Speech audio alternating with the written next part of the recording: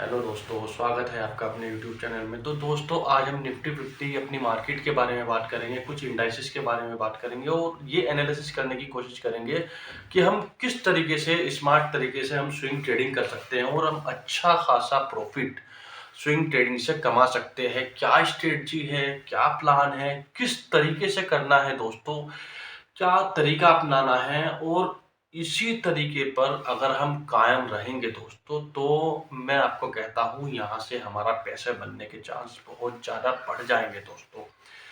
तो अगर आप भी स्विंग ट्रेडिंग को पसंद करते हैं, स्विंग ट्रेडिंग करना चाहते हैं या फिर अगर लॉन्ग टर्म इन्वेस्टर्स भी हैं, तो दोस्तों इस वीडियो को लाइक कर लीजिए, सब्सक्राइब कर लीजिए, मेरे इस वीडियो को शेयर भी कर दीजिए दोस्तों, अपने दोस्तों को, अपनी फैमिली को, और हमारे टेलीग्राम चैनल को भी ज्वाइन कर लीजिए। लिंक मैंने वीडियो को डिस्क्रिप्शन में भी दे दिया है दोस्तों और मैंने लिंक मैसेज बॉक्स में भी दे दिया है दोस्तों। तो अब हम इसमें ये डिस्कस करेंगे दोस्तों। मैं आपको सबसे पहले ये बता दूं, हमारी जो वीडियो है थोड़ी सी लंबी होने वाली है क्योंकि हम मार्केट का एनालिसिस करेंगे, थोड़ा यूएस बाजार के बारे में भी हम यहाँ पर डिस्कस करेंगे दोस्तों, और हम ये एनालिसिस करने की कोशिश करेंगे कि किस तरीके से हम स्मार्ट प्ले करके हम यहाँ से पैसा कमा सकते हैं दोस्तों। तो अपनी मार्केट का डिस्कस करने से पहले हम यूएस बाजार का हम डिस्कस कर लेते हैं दोस्तों। हमारा, अगर मैं यूएस बाजार की बात करूं, नेस्डेक की बात करूं और डाउ जोन्स की बात करूं, डाउ जोन्स की अगर मैं बात करूं स्पेशली 275 अंक ये बढ़ा था, लेकिन उसके बाद मार्केट बंद होते होते ये सपाट बंद हुआ है। सिर्फ 10 अंकों की तेजी के साथ डाउ जोन्स जो है वो बंद हुआ है और नेस्डेक में भी यही हुआ है। नेस्डेक में दोस्तों वो भी लगभग सपाट पर ही बंद हुआ है, क्योंकि यूएस में जो न्यूज़ है वो ये है दोस्तों, वहाँ पर जो बेरोजगारी दर है वो लगभग 3.25-3.5% रहने वाली है। तो ये न्यूज़ है, और जो एक्सपेक्टेशंस है बाजार से, अमेरिकन बाजार से और दूसरे क्षेत्रों से, वो इतनी ज़्यादा अच्छी नहीं न्यूज़ आ रही है। जैसा अगर आपने पिछले कुछ दिनों में देखा होगा ट्रेडिंग सेशन में, यहाँ पर आईटी में काफ़ी अच्छी खासी गिरावट हमें जो है देखने को मिली थी। नेस्डेक में हमें गिरावट देखने को मिली थी, यूएस का जो इंडाइसिस है नेस्डेक, जिसकी वजह से हमारे आईटी इंडाइसिस पर भी, यानी कि निफ्टी आईटी पर भी सीधा सीधा असर देखने को मिला था, जिसकी वजह से हमारे निफ्टी आईटी में भी अच्छा खासा करेक्शन आया था दोस्तों। तो और भी बहुत सारी न्यूज़ है, बॉन्ड यील्ड से रिलेटेड न्यूज़ है, दूसरा और बेरोजगारी से रिलेटेड न्यूज़ है, और दूसरा प्राइवेट सेक्टर में हालांकि वहाँ पर जॉब बढ़ने वाली है। ये एक पॉजिटिव संकेत हो सकता है बाजार के लिए। तो कुल मिलाकर अभी इतना ज़्यादा एक्सपेक्टेशन, इतनी अच्छी न्यूज़ नहीं आ रही है निकल करके जिससे हमारे बाजार के अंदर तेज़ी बहुत ज़्यादा संभव हो। हालांकि ये चीज़ें अगर मैं बात करूँ, इतनी ज़्यादा पॉजिटिवली इम्पैक्ट नहीं करती, इतनी ज़्यादा नेगेटिव या पॉजिटिव इम्पैक्ट नहीं करती हमारे बाजार पर, क्योंकि हमारे बाजार के अंदर जो रिटेल निवेशक हैं, जो छोटे छोटे ट्रेडर्स हैं, निवेशक हैं, वो इतनी ज़बरदस्त तेज़ी से इस शेयर मार्केट के अंदर एंटर हो रहे हैं और इतना ज़्यादा पैसा मार्केट के अंदर आ रहा है कि वो ही हमारी मार्केट को ऊपर नीचे कर रहे हैं दोस्तों। हालांकि अगर एफआईआईज और डीआईआईज जो हैं वो बहुत बड़े ऑपरेटर्स होते हैं, वही हमारी मार्केट को जो है काफ़ी ऊपर लेकर के चले जाते हैं और गिरावट भी उनकी वजह से आ जाती है दोस्तों।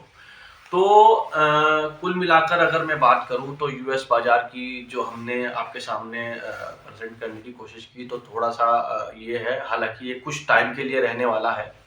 आगे तेजी तो संभव है ही है दोस्तों, और हमारी मार्केट में भी तेजी संभव है, लेकिन उसके साथ साथ अगर मैं आपको बता दूं, किसी भी मार्केट के लिए करेक्शन आना भी मार्केट के लिए हेल्दी माना जाता है, बहुत अच्छा माना जाता है। इस शब्द को, इस वर्ड को मैंने बार बार कहा है, बार बार रिपीट किया है, फिर से मैं रिपीट कर रहा हूँ। जब मार्केट के अंदर तेजी आती है दोस्तों, जब मार्केट ऊपर की तरफ जाती है, उसके अंदर तेजी आती है, काफ़ी ऊपर लेवल पर वो चली जाती है, उसके अंदर काफ़ी खरीदारी होती है, हो जाती है, तो मार्केट के अंदर करेक्शन आना ज़रूरी होता है, क्योंकि ये मार्केट के लिए हेल्दी माना जाता है दोस्तों। अब हम बात कर लेते हैं अपनी मार्केट का, अपनी निफ्टी 50 का। अगर मैं निफ्टी 50 की बात करूं, अभी अगर इसको डेली कैंडल पर, वीकली कैंडल पर और मंथली कैंडल पर जो हमने इसका एनालिसिस किया है, ये मुझे बिल्कुल ओवरबॉट कंडीशन में नज़र आ रहा है, यानी कि इसके अंदर बहुत ज़्यादा खरीदारी हो चुकी है। इसका जो आरएसआई है वो 75, 78, 80 इस तरीके से तीनों कैंडल पर मुझे नजर आ रहा है दोस्तों, जो ये अपने आप में ये कहता है कि हमारी जो मार्केट है वो ओवरबॉट कंडीशन में खड़ी है और इस मुहाने पर खड़ी है कि यहाँ करेक्शन कभी भी आ सकता है। पूरी प्रिडिक्शन ये है यहाँ, और सभी लोग ये कह रहे हैं, बड़े बड़े एनालिसिस, बड़े बड़े ब्रोकर्स ये कह रहे हैं कि यहाँ मार्केट के अंदर गिरावट आना बहुत ज़रूरी है। जब इसके अंदर गिरावट आएगी तो कहीं ना कहीं फिर एक जो स्मार्ट ट्रेडर्स हैं उनके पास अपॉर्चुनिटी बनेगी पैसा बनाने की। उसको हम डिस्कस करेंगे आगे चलकर। ये तो मैंने निफ्टी 50 मार्केट के बारे में मैंने आपको बताया किस तरीके से यहाँ ये ओवरबॉट कंडीशंस में खड़ी हुई है, यानी कि यहाँ करेक्शन आना ज़रूरी है, इतने लेवल पर ये पहुंच गई है। अगर मैं बात करूं और दूसरे इंडाइसेस की, चाहे वो निफ्टी आपका ऑटो हो, चाहे निफ्टी एनर्जी हो, निफ्टी मेटल हो, कोई सा भी आप उठा करके देख लीजिए, निफ्टी फार्मा हो, ये सारे के सारे जो इंडाइसेस हैं ये सब आपको ओवरबॉट कंडीशन में दिखाई देंगे। इनका डेली, वीकली और मंथली कैंडल पर अगर आप चार्ट देखोगे, इनका जो RSI आपको दिखाई देगा, यानी रिलेटिव स्ट्रेंथ इंडेक्स, यानी जिसको हम बोलते हैं बहुत ज़्यादा खरीदारी हो चुकी है, बहुत ऊपर ये पहुंच चुका है। ये 70, 75, 80, बहुत का 80 भी है, 75, 78, 80 इस तरीके से आपको RSI नज़र आएगा दोस्तों। तो यानी कि पूरी की पूरी मार्केट जो है हमारी ओवरबॉट कंडीशन में खड़ी हुई है, क्योंकि पिछले 2 महीने से अगर आप देखोगे, जैसे हमारी मार्केट का जो लेवल है अभी 21,700 के लेवल पर ये खड़ी है, और पिछले 2 महीने से लगातार हमारी मार्केट ऊपर की तरफ भाग रही थी, क्योंकि पॉजिटिव सेंटीमेंट था, यूएस बाजार में पॉजिटिव सेंटीमेंट था और दूसरी पॉजिटिव न्यूज आ रही थी हमारी मार्केट के अंदर, जिसकी वजह से जो है हमारी मार्केट लगातार ऊपर की तरफ भाग रही थी।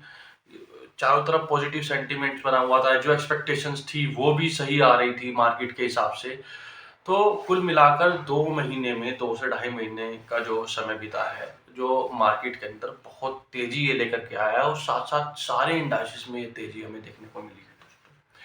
तो इस वजह से भी करेक्शन आना मार्केट के अंदर बहुत ज़रूरी है। जब सारे इंडाइसेस ओवरबॉट कंडीशन में खड़े हुए हैं, तो यहाँ से कोई जिन्होंने भी यहाँ खरीदा होगा, तो वो यहाँ जब ये हमारे इंडाइसेस पहुंच गए, तो कहीं ना कहीं किसी ना किसी लेवल पर जब प्रॉफिट बुकिंग आएगी, वो अपना प्रॉफिट निकालेंगे, तो मार्केट यहाँ से कहीं ना कहीं एक नीचे लेवल पर आकर खड़ी हो जाएगी दोस्तों।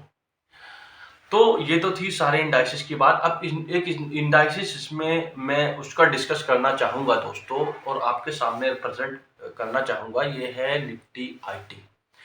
निफ्टी आईटी इतनी मार्केट चढ़ने के बाद भी निफ्टी आईटी का जो इंडाइसिस है उसमें हमें करेक्शन देखने को मिला था। एक दिन तो 700 से लेकर 800 पॉइंट का इसके अंदर करेक्शन आया था, और अभी भी अगर आप इसका RSI देखो, ये ओवरबॉट कंडीशन में नहीं है।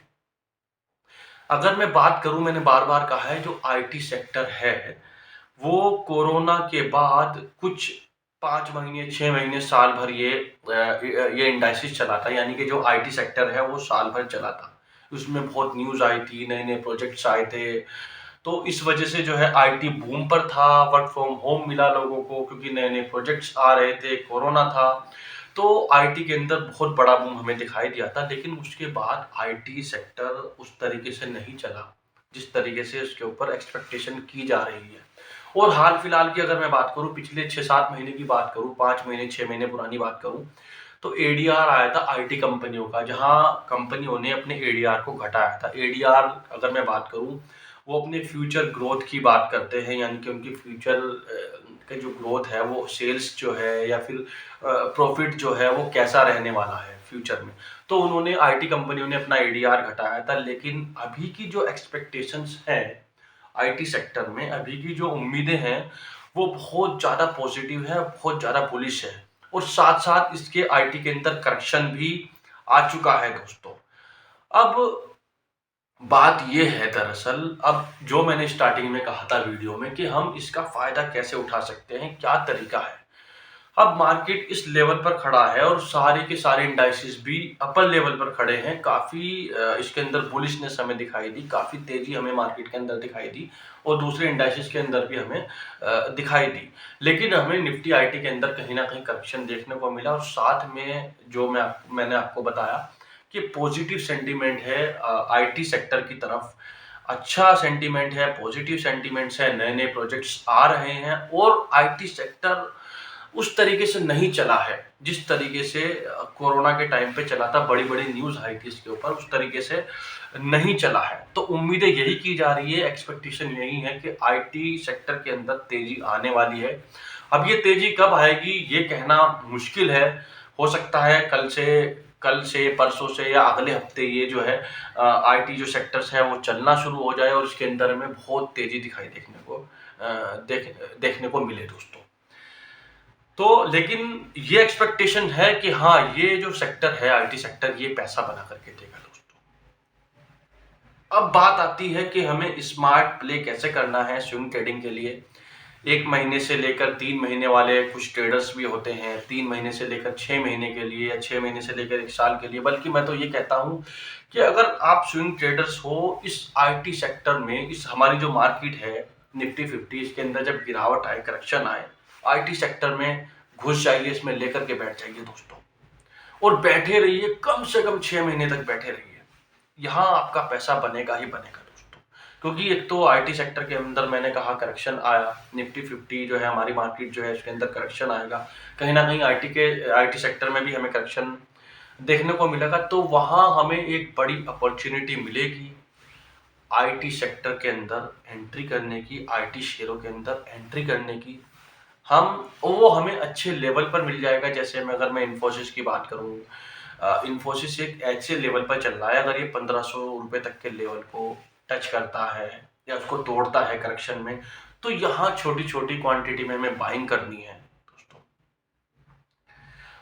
जब फिर करेक्शन आने के बाद, क्योंकि मार्केट के लिए करेक्शन हेल्दी माना जाता है, जब मार्केट के अंदर करेक्शन आएगा तो यहाँ हमें अपॉर्चुनिटी का फ़ायदा उठाना है, छोटी-छोटी क्वांटिटी में बाइंग करनी है। कम से कम 4 महीने से लेकर 6 महीने तक बैठना चाहिए मेरे हिसाब से। इससे कम तो नहीं बैठना चाहिए, और स्पेशली आईटी सेक्टर के अंदर दोस्तों। और इसके अलावा जो दूसरा सेक्टर मुझे पसंद आता है वो केमिकल सेक्टर है। केमिकल सेक्टर में भी आपको काफ़ी तेज़ी देखने को मिलेगी। इसके अंदर भी हमें इंतज़ार करना चाहिए जब तक करेक्शन नहीं आ जाता मार्केट के अंदर दोस्तों। और एक और सेक्टर है डिफेंस सेक्टर। डिफेंस सेक्टर में हालांकि आपको पिछले 1 साल से काफ़ी तेज़ी देखने को मिल रही है दोस्तों, लेकिन हमें यहाँ करेक्शन का वेट करना चाहिए, क्योंकि हमें अपना पोर्टफोलियो जो है वो डाइवर्सिफाई करके चलना चाहिए। एक ही सेक्टर में या एक ही स्टॉक में सारा पैसा नहीं लगाना चाहिए। हमें पोर्टफोलियो को डाइवर्सिफाई करना चाहिए, यही स्मार्ट तरीका है। डाइवर्सिफाई करके अच्छे सेक्टर के अच्छे स्टॉक्स को चुन करके करेक्शन जब आए उन स्टॉक्स में हमें पैसा लगाना है दोस्तों। यही स्मार्ट तरीका है, इसी स्मार्ट तरीके को हमें फॉलो करना है। तो इस वीडियो का जो मेरा उद्देश्य था वो यही था कि जो हमारी मार्केट है वो किस कंडीशन में खड़ी हुई है, यूएस बाजार में क्या कंडीशंस हैं, किस तरीके से हम स्मार्ट प्ले कर सकते हैं, इस मार्केट के अंदर भी पैसा कमाया जा सकता है। क्योंकि जो हमारी इंडियन जो कंट्री है, जो वो मोस्ट डेवलपिंग कंट्री है इन द वर्ल्ड। भर भर के पैसा आ रहा है, विदेशों से भर भर के पैसा आ रहा है। हमारे शेयर बाजार में तो पैसा आ ही रहा है। हमारे डेवलपमेंट के लिए पैसा आ रहा है, नए नए प्रोजेक्ट्स आ रहे हैं। तो दोस्तों मार्केट के अंदर तो बहुत तेजी आना संभव है ही दोस्तों। तो दोस्तों अगर मैं लेवल की बात करूं, निफ्टी 50 जो है 21,700 रुपये के लेवल पर खड़ा है और 21,500 रुपये तक के लेवल को टच कर रहा है, जिसको इसने अभी हाल फिलहाल में सपोर्ट बनाया हुआ है। अगर ये 21,500 तक के लेवल को तोड़ता है तो कहीं ना कहीं संभावना ये है 21,200, 21,250 के बाद ये 21,000 तक का लेवल भी हमें देखने को मिल सकता है। लेकिन अगर ये 21,000 तक के लेवल को टच करता है तो वहीं से हमें क्या है, खरीदारी स्मॉल क्वांटिटी में करनी चाहिए। छोटी छोटी क्वांटिटी में हमें इसके अंदर खरीदारी करनी चाहिए। और मैं ये कहता हूँ 6 महीने तक के कम से कम उसको होल्ड कीजिए, अगर आपको अच्छा खासा पैसा बनाना है। क्योंकि पैसा होल्डिंग से ही बनेगा दोस्तों। एक दिन के लिए या एक हफ्ते के लिए अगर आप ट्रेड करते हो तो उससे इतना आप 2-3% बना लोगे, इतना मोटा पैसा आपका नहीं बन पाएगा दोस्तों। अगर अच्छा पैसा बनाना है तो होल्डिंग करके ही पैसा बनेगा दोस्तों। अच्छे स्टॉक्स को चुनिए, अच्छे सेक्टर को चुनिए, डाइवर्सिफाई कीजिए पोर्टफोलियो को, थोड़ा सा एनालिसिस कीजिए। और अगर आपके पास टाइम नहीं है, इसके लिए टाइम नहीं है, तो हमारे चैनल को सब्सक्राइब कर लीजिए दोस्तों। हम इसके ऊपर स्विंग ट्रेडिंग के लिए अलग अलग वीडियो लाते रहते हैं दोस्तों। और हमारे टेलीग्राम चैनल को भी ज्वाइन कर लीजिए, डिस्क्रिप्शन में मैंने लिंक दे दिया है, मैसेज बॉक्स में भी मैंने लिंक दे दिया है दोस्तों इसका। तो मेरी वीडियो यहीं तक थी दोस्तों। अगर मेरी वीडियो आपको अच्छी लगी है, अपने दोस्तों को शेयर कीजिए, अपनी फैमिली को शेयर कीजिए, ज़्यादा से ज़्यादा लोगों को शेयर कीजिए दोस्तों, ताकि ज़्यादा से ज़्यादा लोग इसका फ़ायदा उठा सके दोस्तों। और हमेशा मेरी इस वीडियो को कहीं ना कहीं सेव करके रख लीजिए दोस्तों। जब भी मार्केट ओवरबॉट कंडीशन में जाए, ऊपर जाए, तो इस वीडियो को एक बार जरूर देख लीजिए, चेक कर लीजिए किस तरीके से आप इस मार्केट के अंदर फायदा उठा सकते हैं स्विंग ट्रेडिंग करके। क्या वो पॉजिटिव तरीका है, क्या वो स्ट्रॉन्ग तरीका है, किस तरीके से आप फायदा उठा सकते हैं दोस्तों। तब तक के लिए गुड बाय।